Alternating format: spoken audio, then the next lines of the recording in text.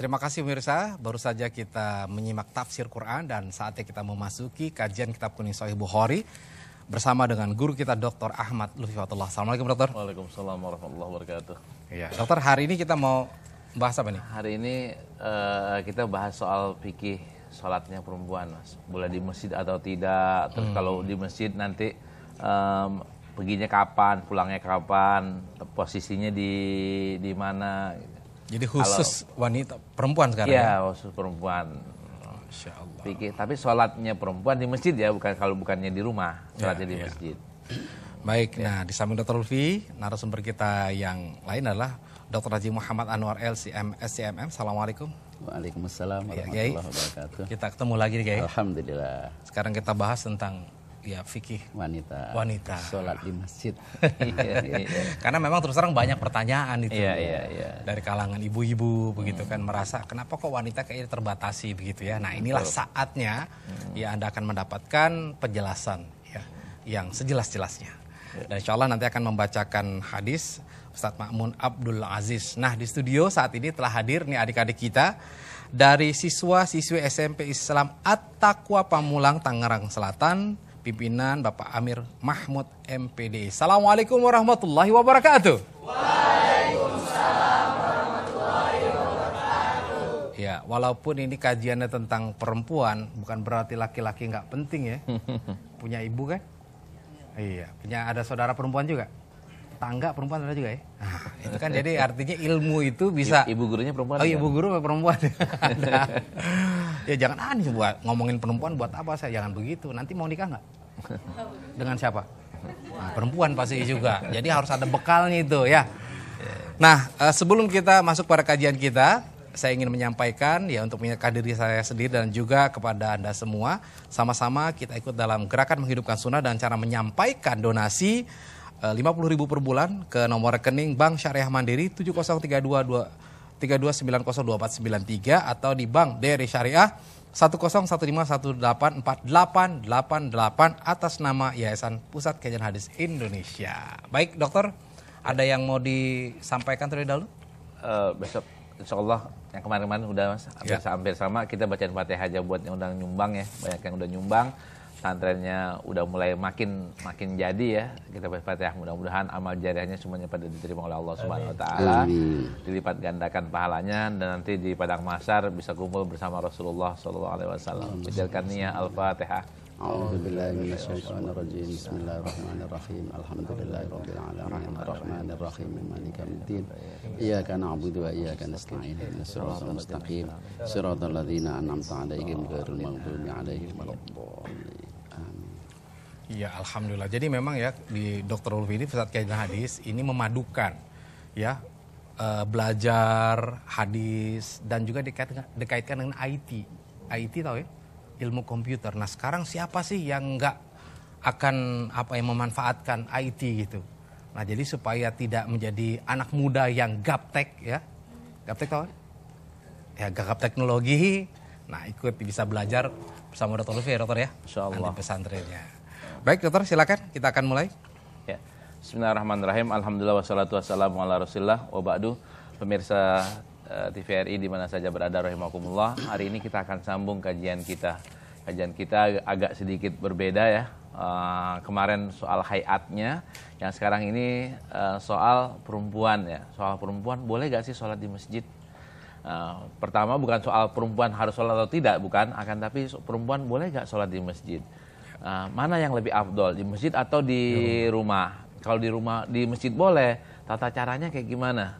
Datangnya, posisinya, ntar keluarnya, itu kayak gimana? Nah, kita akan lihat tek-tek hadisnya. Bagi yang pegang kitab kuning Sahih Bukhari, tolong dibuka di kitab agak akhir ya, sebelum kitabul Jum'ah. Itu bab tentang hurujun nisa. Hurujun nisa tolong dibacain Ustaz. Bismillahirrahmanirrahim. Bab khurujin nisa'i ilal masajidi bil laili wal ghalas. Ya. Qala al-Bukhari rahimahullah, haddatsana Abu al-Yaman qala akhbarana Syu'aib an az-Zuhri qala akhbarani Urwah bin Zubair عن عائشة رضي الله عنها قالت أعتم رسول الله صلى الله عليه وسلم بالعتمة حتى ناداه عمر نام النساء والصبيان فخرج النبي صلى الله عليه وسلم فقال ما يعتذرها أحد غيركم من أهل الأرض ولا يصلي يومئذ إلا بالمدينة وكانوا يصلون العتمة فيما بين أن يغيب الشفق إلى ثلث الليل الأول. Ya. Nah, ini ceritanya Rasulullah sholat Isya itu sebenarnya jam berapa sih? Rasulullah sholat Isya apakah kalau kita bilang ya jam 7 azan, apakah jam 7 azan langsung jam 7 lewat 5 menit sholat? Ternyata Rasulullah sholatnya itu agak sedikit ngebelakangin gitu atau mundurin. Nah, mundurinnya sampai kapan? Ini nggak selalu Rasulullah hampir tengah malam banget ya, hampir mau deket setengah malam. Ini suatu ketika Rasulullah nunggu ngundurnya agak sedikit lama. Nah, sampai Umar bilang perempuan udah pada tidur nih, anak-anak kecil juga udah pada ngantuk nih, udah pada ngantuk. Terus Rasulullah baru keluar ke masjid, Rasulullah bilang nih, ma yantaziruha ahadun ghairukum min ahlil ard. Enggak ada nih orang yang nungguin sesuatu kebaikan, nungguin sholat lebih hebat daripada kalian. Artinya Rasulullah memuji banget para sahabat itu duduk di masjid yantaziruna sholat. Terus wala yusalli yauma idzin illa bil Madinah. Enggak ada orang sholat kecuali di Madinah. Wa kanu yusalluna al-atama fi ma baina ayyagi basyabaqah ila sulusul lail. Mereka sholat Isya ini hampir sepertiga malam, hampir mendekati sepertiga malam. Kalau bahasa kitanya Isya jam 7, subuh jam 4 ya. Ya 4, bagi 3 berapa Mas? Atau maghribnya jam 6, subuhnya jam 5. Tengah-tengahnya kan jam 12 ya. 12. Nah, sekitar hampir jam 10 malam. Rasulullah jadi sholat Isyanya hampir jam 10 malam. Padahal Isyanya adalah jam 7, tapi sholatnya ini. Di riwayat yang lain dijelasin lagi, Rasulullah sengaja mengetes kesabaran sahabat dan mengambil hikmahnya. Sahabat kan nggak ada yang berani ngimamin. Ya. Rasulullah ada. Rasulullah kan rumahnya di sampingnya.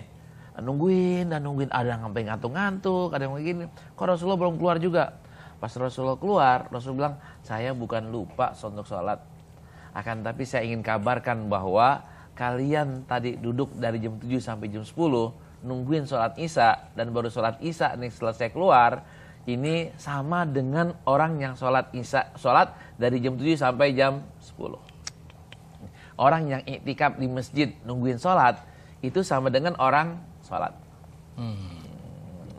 Nah, ini nah terus akhirnya ada gak orang yang sholat nih?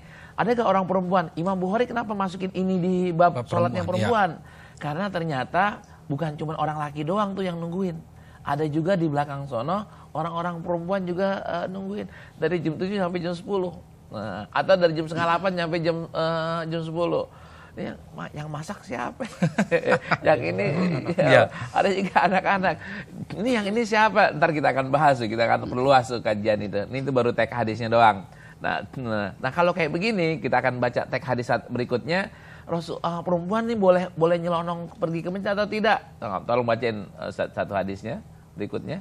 Qala al-Bukhari rahimahullah, haddatsana Ubaidullah bin Musa an Hanzalah an Salim bin Abdullah an Ibn Umar radhiyallahu anhuma an Nabi sallallahu alaihi wasallam qala idza sta'dzanakum nisa'ukum bil laili ila al masjid fa'dzanu lahunna.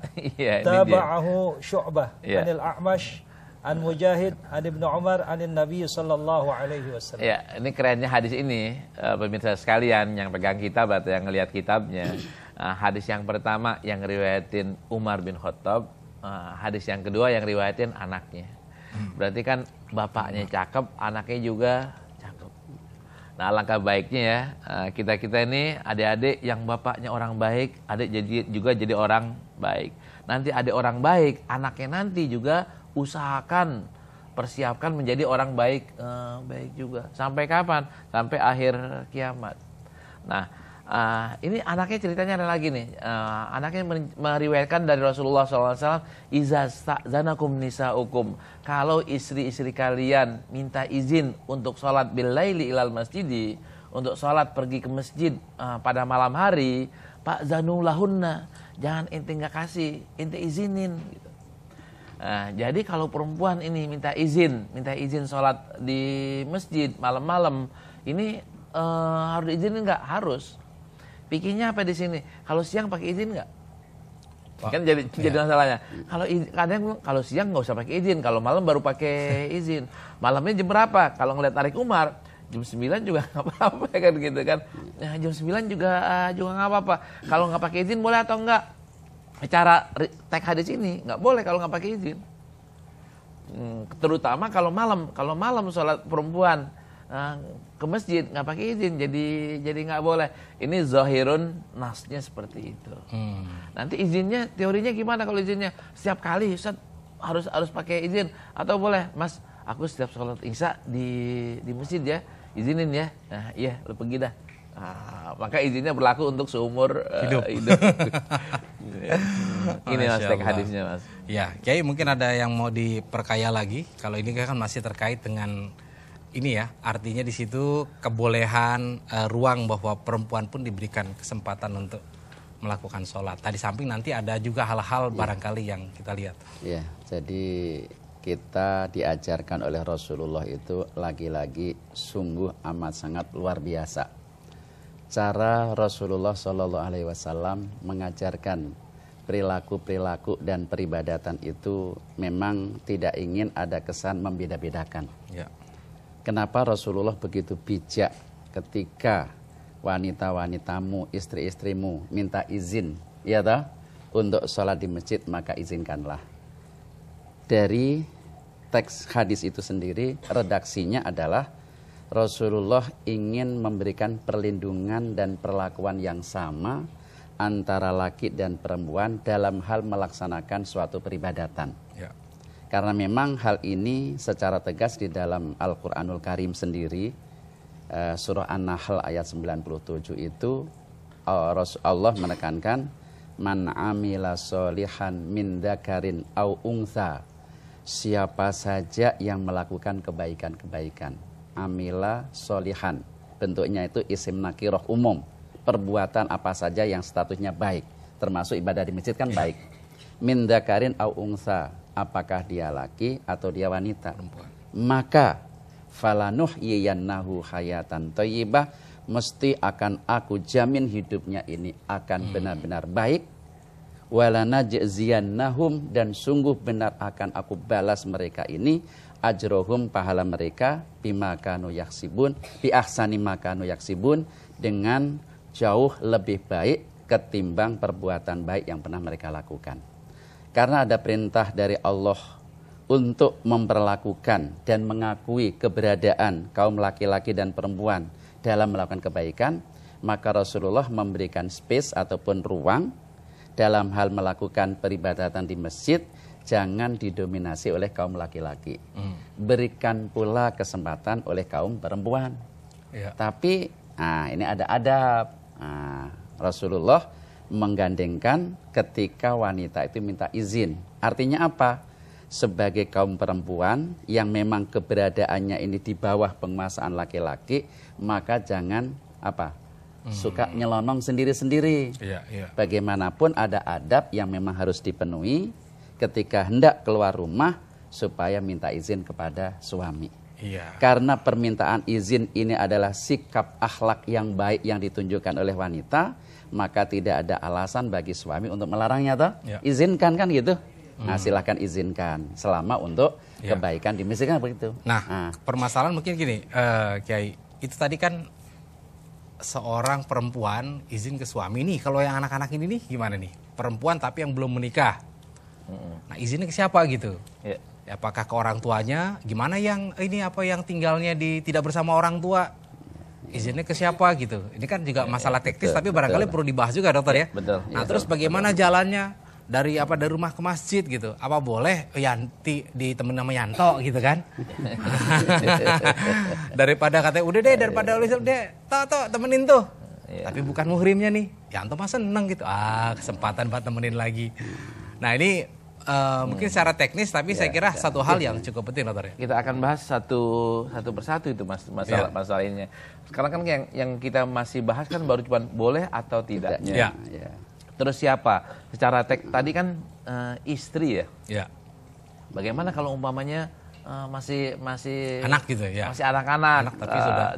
Saya kepengen feedback dulu. Tadi ada yang kurang ya tadi. Kalau tolong lihat di layar kaca teks hadisnya di sini. An Salim ibn Abdillah an ibni Umar. Ini ada anaknya dari bapaknya nih. Salim itu anaknya Abdullah bin Umar. Abdullah bin Umar kan anaknya Umar. Ini anak dan bapak sama-sama sahabat. Kalau Salim itu bukan sahabat, akan tapi tabi'in. Jadi riwayat hadis ini ada keistimewaannya adalah dari anak, dari bapak. Anaknya tabi'in, bapaknya sahabat. Dan sahabat, bapaknya lagi juga sahabat. Nah, ini keistimewaan. Terus di bawah dibilang tabahu Syu'bah anil Amas an Mujahid an Ibnu Umar. Ini jangan-jangan anak salah kali ini.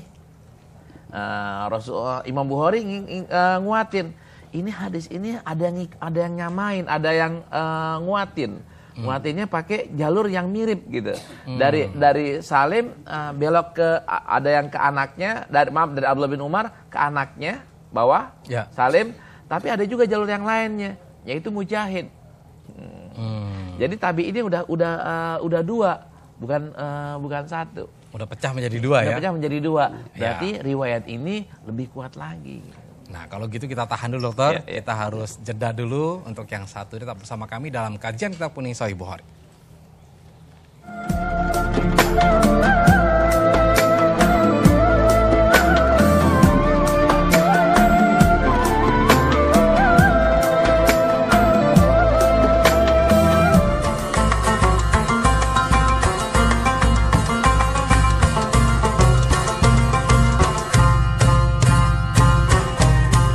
Ya, terima kasih pemirsa, Anda masih bersama kami dalam kajian Kitab Kuning Sahih Bukhari. Baik, sebelum kita lanjutkan, sekali lagi saya ingin mengingatkan diri saya dan juga Anda semua yang berada di rumah untuk sama-sama kita ikut program Ayo Sedekah dengan menyampaikan 50.000 per bulan ke nomor rekening Bank Syariah Mandiri 7032902493 atau di Bank BRI Syariah di 10151848888 atas nama Yayasan Pusat Kajian Hadis Indonesia. Ya, dokter silakan tadi dilanjutkan dulu ya untuk penegasan tadi. Ini benar. Jadi hadis ini jadi kuat, Mas. Jadi tidak ada keraguan bahwa perempuan tuh boleh untuk sholat di masjid. Nah, kok jadi pembahasan sih? Karena kan ada yang mengatakan nggak boleh. Nggak bolehnya karena apa? Karena fitnah. Fitnah terjadi malam atau siang. Sebenarnya kan fitnah terjadi siang dan juga malam. Kalau malam aja boleh, apalagi siang. Nah, cuman kan masih ada menyisakan perdebatan. Ini harus pakai, kalau malam harus pakai izin, kalau siang harus pakai izin gitu, atau enggak.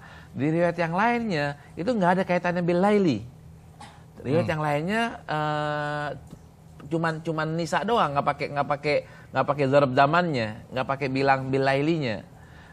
Ini menunjukkan bahwa siang juga harus pakai izin. Nah, tinggal model yang tadi saya katakan, izinnya itu setiap kali atau boleh diglobalin gitu. Nah, sekaligus ya? Iya, sekaligus. Nah, boleh diglobalin, Mas. Diglobalin. Suami pun boleh ngizinin secara global. Nanti ditarik boleh gak? Ditarik boleh ketika dikhawatirkan terjadi fitnah. Ditarik maksudnya? Dulu gue izinin, sekarang kan udah dibatalin maksudnya. Dibatalin gitu. Iya. Baik. Mungkin ada lagi yang mau dibacakan, dokter? Kalau itu dulu, Mas. Oke. Soal hukumnya dulu. Iya, hukumnya perempuan ya. Kiai, barangkali ada hal lagi yang mau diperjelas ini. Jadi dari hadis tadi itu jelas bahwa dalam hal menetapkan hukum ini kan redaksi, model, cara, bentuk macam-macam. Ya. Ada yang menggunakan amar, perintah. Jadi kata yang digunakan itu dalam bentuk perintah. Ya. Perintah maknanya ada yang memang yaktadil wujub, menetapkan satu hukum wajib, ada juga yang menetapkan hukum mubah. Ada juga adalah larangan, nahi, jangan lakukan. Ini cara menetapkan hukum, sehingga larangan itu ada jatuhnya pada tingkat wajib, ada jatuhnya kepada tingkat ibahah. Ini model tentang penetapan hukum. Dari redaksional hadis tadi, ini kan ista'dzana, minta izin. Fa'dzanu, berikan izin.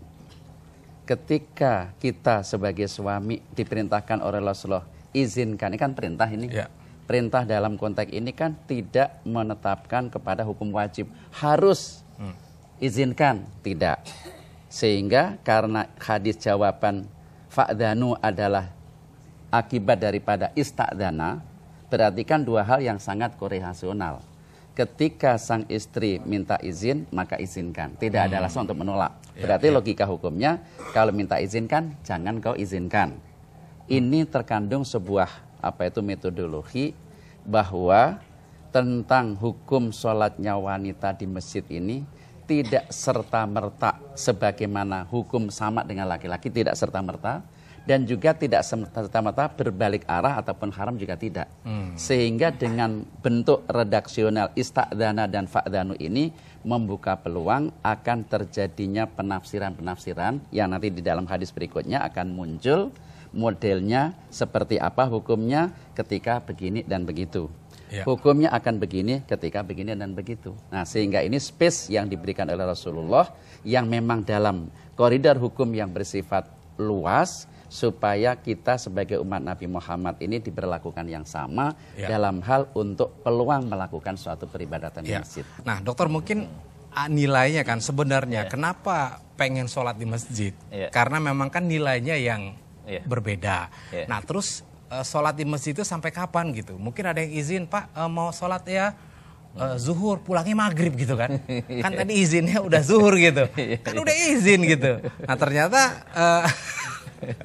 mungkin di masjid keasikan ngobrol gitu kan. Akhirnya sampai dari izinnya ini apakah sebatas akan terjawab dengan hadis yang berikutnya. Gitu ya. Kan berikutnya. Tadi mungkin saya akan jawab pertanyaan Mas yang tadi, bagaimana dengan yang masih gadis ya? Boleh nggak? Apalagi tadi Yanti dianterin Yanto gitu.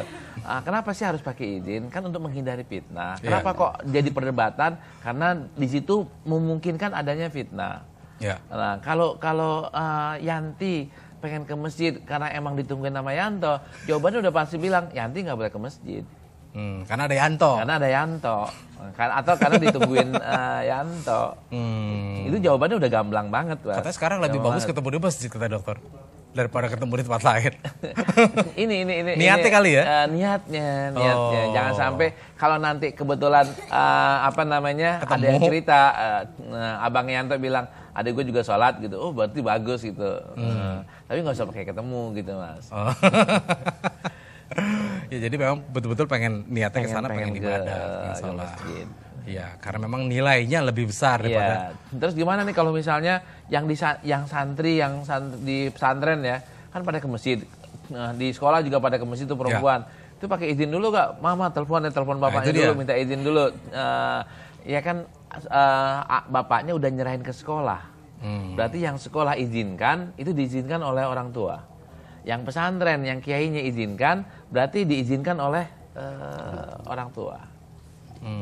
Jadi dialihkan ini. Dialihkan kekuasaannya itu tanggung jawabnya kepada pesantren atau kepada guru di sekolah. Ya. Nah, tapi kalau hikmahnya apa sih, dokter? Kenapa kok misalkan apakah memang itu tadi ya nilai kalau perempuan dan laki itu sama nggak nilainya ketika sholat di masjid? Kalau nilai sama kan, yang masalahnya kan kayak gini, di masjid itu ada pahala ada dosa.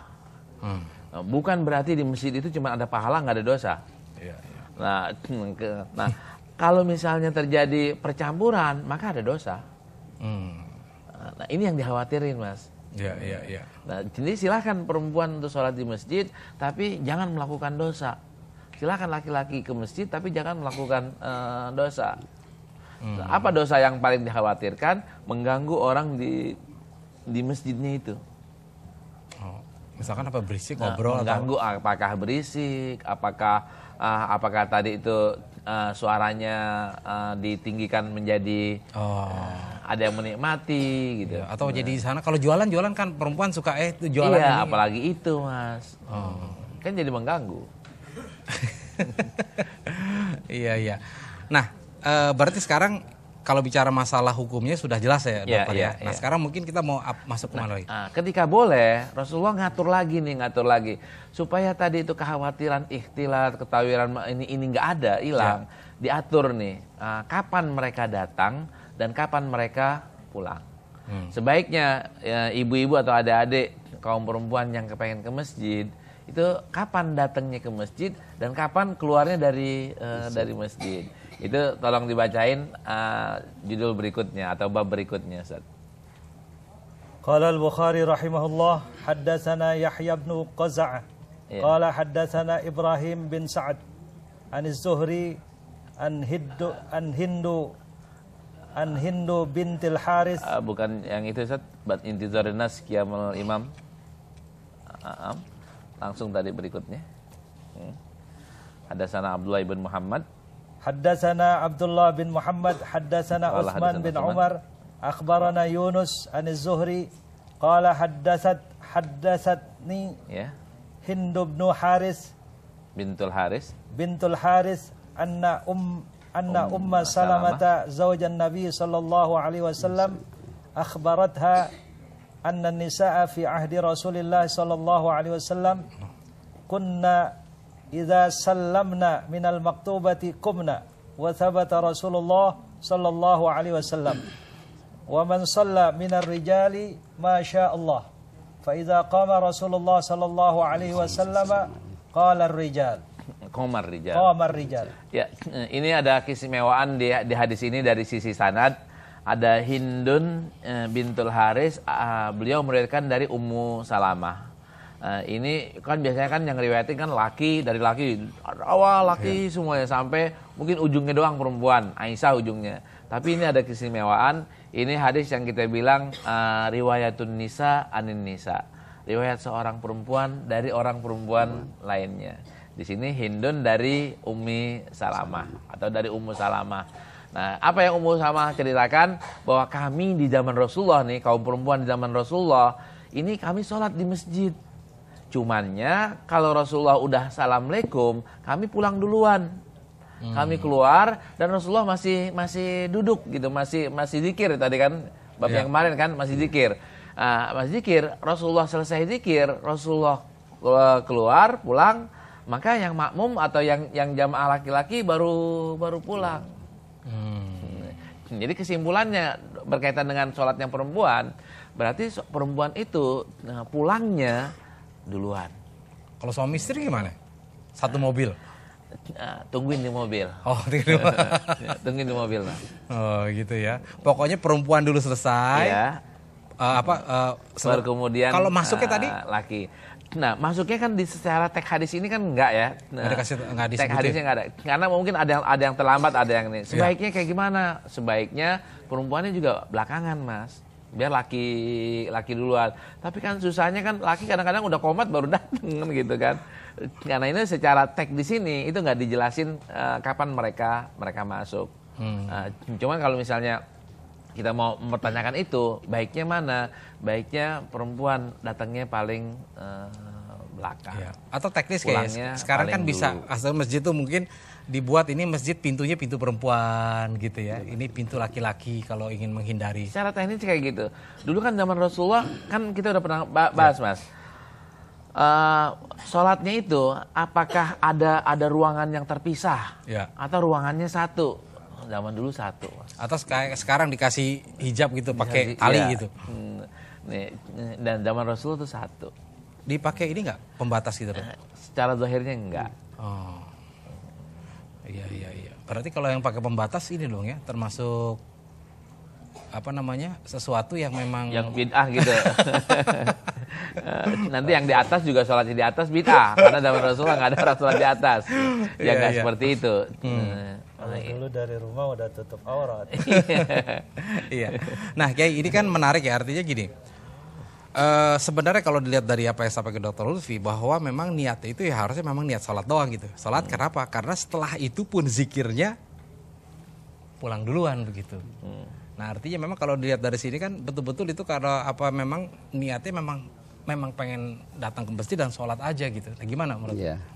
Jadi lagi-lagi kembali kepada tanawu'ut tasyri'. dari macam-macam penetapan suatu hukum. Ya. Bagaimana Rasulullah dalam menetapkan hukum itu memang secara gradasional, secara tertib runut begitu, sehingga ketika siapapun yang menerima ketetapan hukum dalam bentuk perilaku peribadatan yang serba kompleks, maka akan merasakan begitu enak, indah, dan begitu santun. Tadi secara umum ruang gerak artinya wanita dalam konteks peribadatan sholat di masjid diberikan peluang yang sama secara umum. Kemudian secara teknis operasional Rasulullah secara tegas menetapkan hal itu, bagaimana aturan mainnya supaya wanita yang beribadah diberlakukan yang sama ini tidak mengakibatkan dampak negatif yang akan muncul namanya fitnah-fitnah ini, maka aturan mainnya menetapkan perempuan keluar duluan. Ini sesungguhnya adalah mewakili bahwa substansi inti daripada kehadiran wanita melakukan peribadahan di masjid itu jangan serta-merta untuk ya wis lah laki-laki begitu, saya juga begini. Tidak seperti itu. Ada sebuah pesan moral yang memang Rasulullah ingin benar-benar memperlakukan wanita itu bentuk dalam sesuatu yang indah. Ya, ya. Karena memang di dalam hadis yang lain, al-mar'atu aurah. Wanita itu adalah sesuatu yang memang harus ditutup, hanya harus dilindungi. Beda dengan laki-laki. Ya. Karena tidak membuka peluang kepada semua pihak. Tapi kalau wanita itu adalah sesuatu yang memang lazim untuk ditutupi, dipelihara, dirawat. Sebab itu di dalam hadis yang lain, ketika wanita itu keluar dari rumah, maka setanlah yang akan menjadi, kalau pejabat itu kan ada petugas yang mengatur. Ya. Apa namanya itu istilahnya Protokoler kan ya. gitu. Sehingga pejabat ini hanya akan mengikuti apa yang diatur oleh protokol. Ya. Begitu juga dalam hadis Nabi begitu indah. Ketika wanita keluar dari rumahnya, maka setanlah yang akan bertindak sebagai protokol, dia akan mengatur. Yang namanya setan, inna syaitana lakum aduwwum mubin, mesti akan menyesatkan. Maka setan ini dengan keluarnya wanita dari rumah, termasuk juga ketika di masjid, akan digiring oleh setan melakukan sesuatu yang akan membuat laki-laki itu kelepek-kelepek. Nah, bahasa keren loh, kelepek-kelepek dengan segala macam keadaan. Sebab itu, secara teknis supaya kehadiran wanita yang diberikan peluang oleh Nabi silahkan beribadah di masjid, tapi lakukan sesuatu yang safety mungkin, tidak membuat orang lain itu terpedaya akibat keberadaan wanita. Maka disuruh keluar lebih dulu. Itu kan teknis. Tempatnya nanti di mana, kondisinya seperti apa. Ini kan teknis. Tapi intinya Rasulullah ingin melindungi, jangan kebaikan yang dilakukan wanita itu justru malah akan menorehkan keburukan-keburukan. Ya. Nah mungkin gitu dokter, artinya di sini kan lebih daripada menjaga jangan sampai terjadi sesuatu yang diinginkan bagi laki-laki mungkin gitu ya. Termasuk si perempuan ya. juga. Nah, kalau seandainya itu bisa disiasati, misalkan tadi dengan pintu yang berbeda atau tidak tercampur baur. Nah, apakah tetap itu hadis tadi diberlakukan bahwa perempuan harus pulang duluan? Boleh nggak ngikutin berzikir juga gitu? Boleh. Kalau soal ngikutin ini boleh. Ya. Asal tadi itu kalau ilahnya udah hilang, maka hukumnya juga jadi hilang, jadi berubah. Iya. Ilahnya kan takut ikhtilatnya nggak ada, maka bisa ngikutin, bisa terus. Tapi kalau ilahnya tetap ada, maka jadi tetap hukum tetap berlaku. Tapi kalau kita lihat di Mekah itu nggak ini ya, itu sebuah pengecualian berarti dokter ya? Mungkin karena kesulitan, Mas. Darurat. Iya, jadinya banyak banget ngambil darurat ya di Mekah itu. Iya. Tapi apakah memang sebenarnya itu pun dibatasi sih harusnya? Coba perhatikan beda antara sholat di Mekah dengan sholat di Madinah. Iya. Nah, sholat di Mekah itu antara laki-laki dengan perempuan sering berbaur. Iya. Tapi sholat di Madinah udah terpisah, Mas. Udah ada pemilah. Nah, kalaulah hukum itu saklek gitu dokter ya, harusnya kan juga di Mekah nggak boleh terjadi seperti itu. Kan sulitnya kayak gini, kalau di Madinah kita sholatnya tuh ngadepnya satu, Mas. Oh iya. Satu arah. Satu arah. Ini bisa diatur. Sholat di Mekah arahnya kan nggak satu. Nah, adik-adik ya yang belum ke Mekah, Ini kan sholatnya bisa ngadep mana aja tuh istilahnya. Keliling gitu. Iya, arahnya ke arah ke kiblat semua. Jadi ada tingkat kesulitan yang berbeda, Mas. Iya, baik. Artinya ada pengecualian. Nah, mungkin nanti akan kita bahas lagi, dokter. Ya. Kita akan jeda dulu untuk yang satu ini bersama kami dalam kajian Kitab Kuning Sahih Bukhari.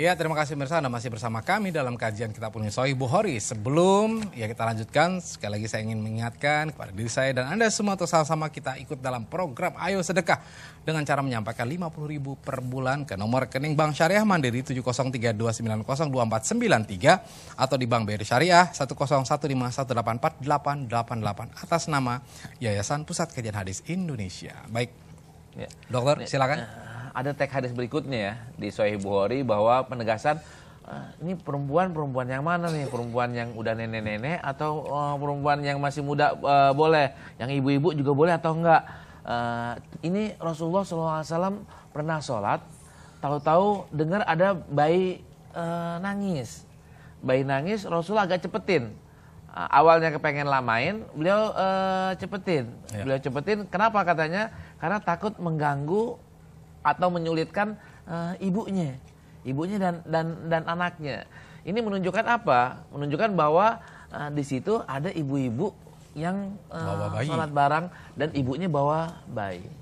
Nah, kesimpulan yang lainnya adalah sholat bawa anak boleh, tapi sholat bawa anak jangan sampai mengganggu. Kalau sekali-kali nangis, ya ini manusiawi Mas ya, ini manusiawi. Tapi kalau jerit-jerit terus, besok jangan bawa lagi atau sholat ini di rumah aja dah.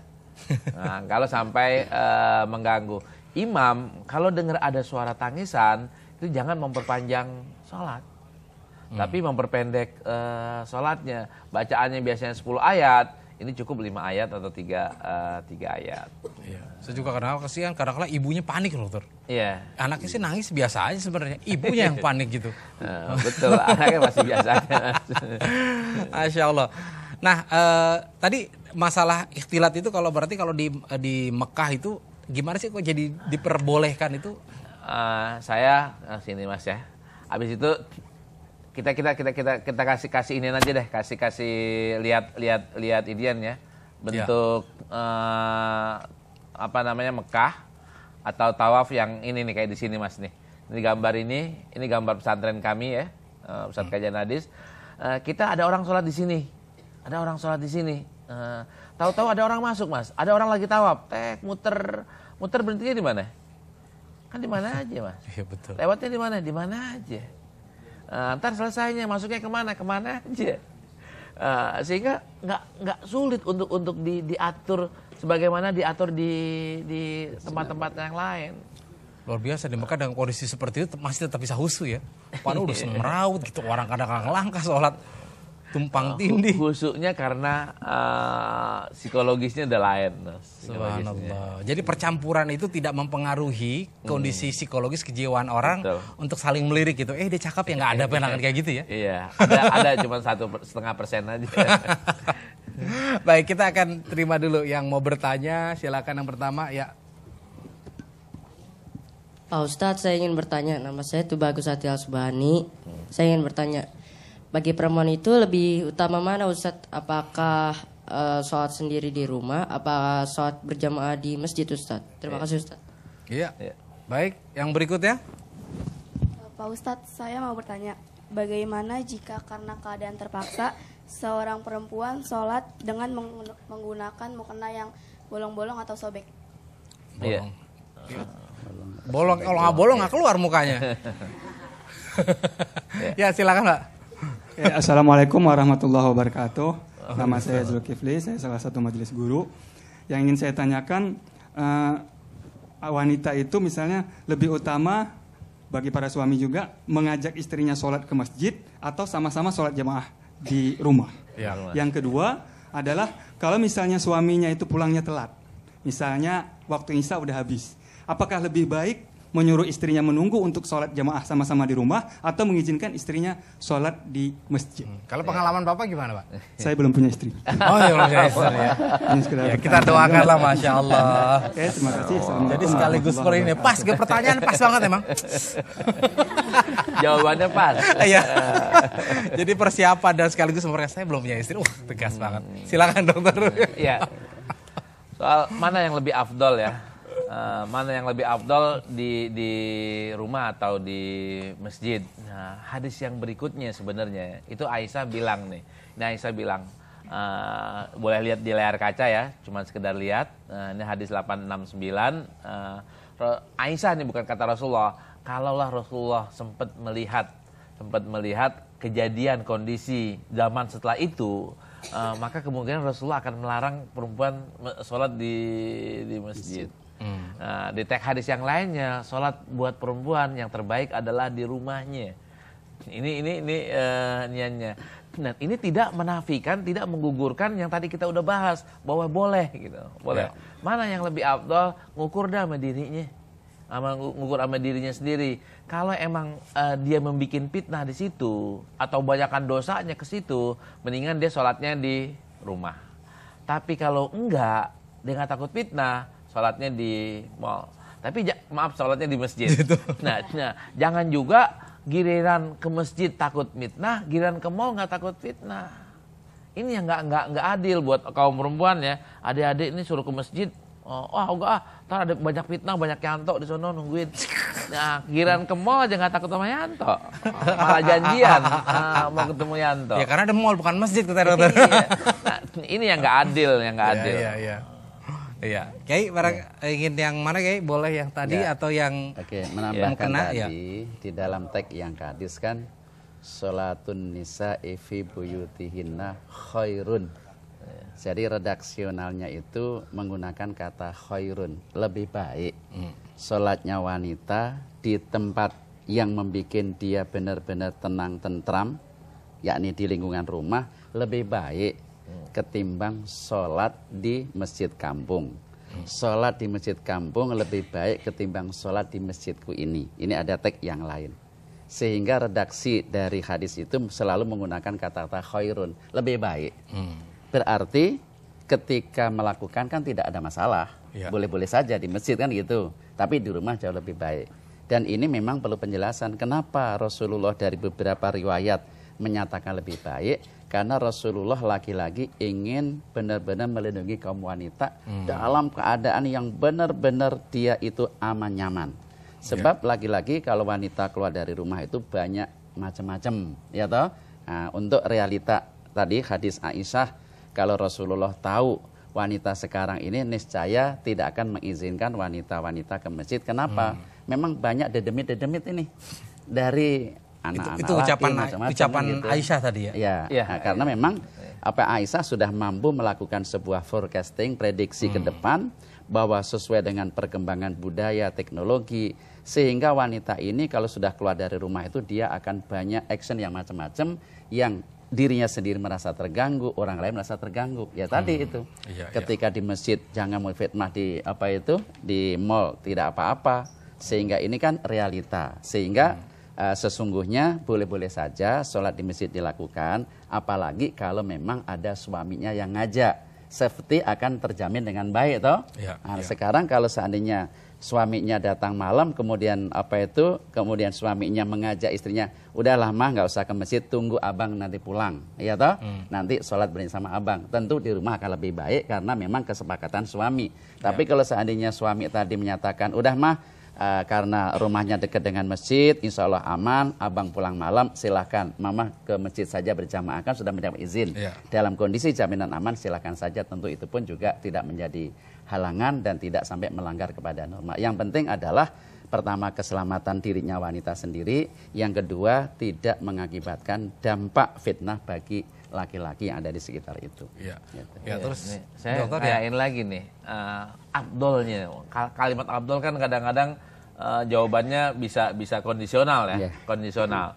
Ini kisah namanya Hafiz Ibn Sirin, anaknya Ibn Sirin tuh dikatakan sebagai tabi'i yang perempuannya itu yang kedudukannya tinggi banget itu. Paling hebat lah.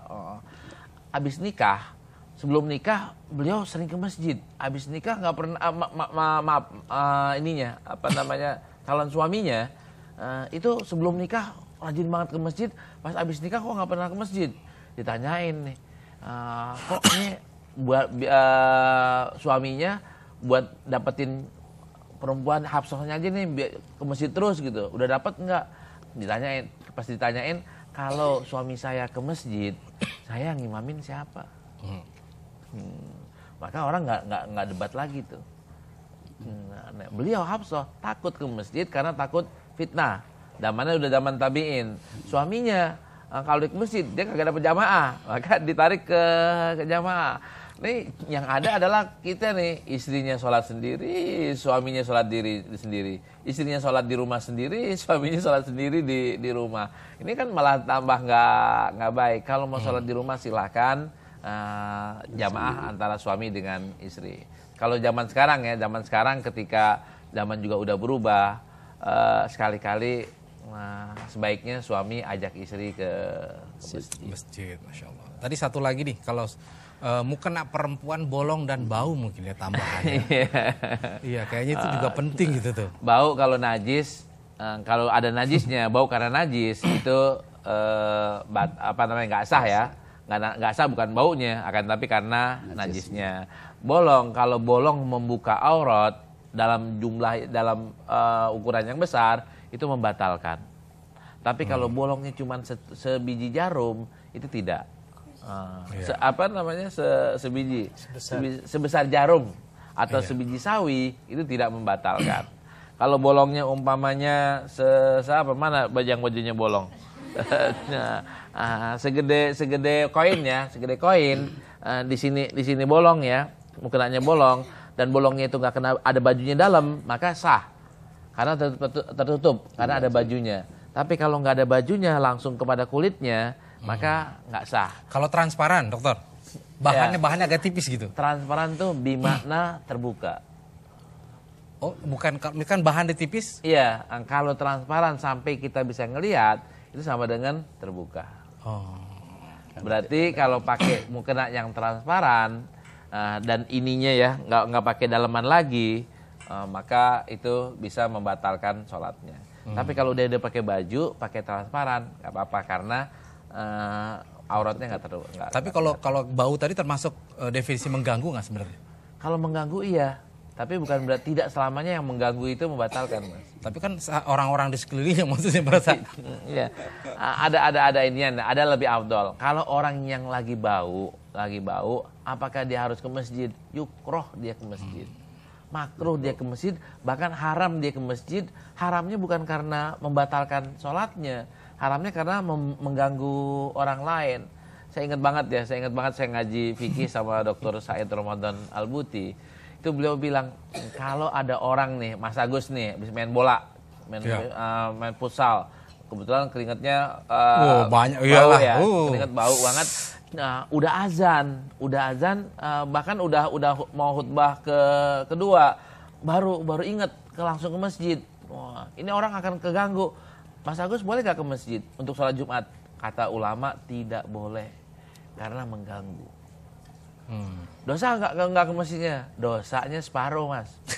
Nah, karena daripada mengganggu mendingan enggak. Nah, lebih besar dosanya kalau kita tetap ke masjid tapi mengganggu 100 orang. Iya, tapi itu juga kadang-kadang menjadi alasan ketika orang misalkan tukang atau apa gitu kan, habis kerja, aduh saya nggak sholat deh karena bau apa gitu segala macam. Nah, itu nggak layu. Kalau ada waktu untuk mandi, maka nggak dimaafin. Iya. Kalau lupanya tiap hari Jumat, ya enggak. Nggak dimaafin. Itu berarti emang udah kesengajaan ya? Iya, udah kesengajaan. Masya Allah. Jadi kalau dokter kelihatannya gini, kadang-kala kan terutama nih ya, ini kan celah sebenarnya bagi kaum feminis tuh kadang-kala untuk mengambil kok kayaknya perempuan ini banyak dibatasi dan menjadi objek gitu. Kayak misalkan begitu keluar setan pada ngumpul gitu ya, emang laki kagak gitu loh. Nah ini seolah-olah menjadi beban itu jadi berat ke perempuan gitu. Padahal kan ya laki juga yang bikin yang bisa berbuat dosa juga gitu. Nah ini gimana nih? Apakah ini nggak dianggap kalau dari sisi gender nih kayaknya kok masih tetap, terutama juga gini ya. Ketika di Madinah itu waktu yang disediakan untuk perempuan di Raudhah itu jauh lebih sedikit gitu. Saya juga kadang sama istri saya ditanya gitu, kok perempuan padahal jumlahnya banyak. Saya gimana jawab ya, saya bilang, saya tanya aja sama dokter Syarif. Iya. Saya jawab yang ujungnya dulu Mas. Saya alhamdulillah kan tiap tahun diajak orang pergi haji, diajak orang pergi umroh. Saya perhatiin ya, kalau di Raudhah itu yang laki-laki tenang, nungguin adem gitu, nggak ribut. Perempuan tuh ya Allah ya Rabbi, belum masuk ke Raudhah ributnya bukan main Mas. Suaranya itu volumenya udah full tuh. Dan masuk langsung kayak start. Ya Allah ya Rabbi. Karena itu kalau umpamanya orang haramin, tuh orang haramin bukan haramnya jarahin ke Raudhah, bukan. Haramnya ada ributnya dia. Karena mungkin waktunya sempit ya dokter. Jadi enggak, dia yang ribut Mas. Udah dari sononya kayak begitu serannya. Gitu ya. Iya. Nah, untuk itu Islam membatasi karena sesuai dengan karakter. Dan yang ini kata ulama ya di fikih klasik itu dikatakan perempuan itu bibirnya menggairahkan, rambutnya menggairahkan, semua bagian dari perempuan itu menggairahkan Mas. Masya Allah.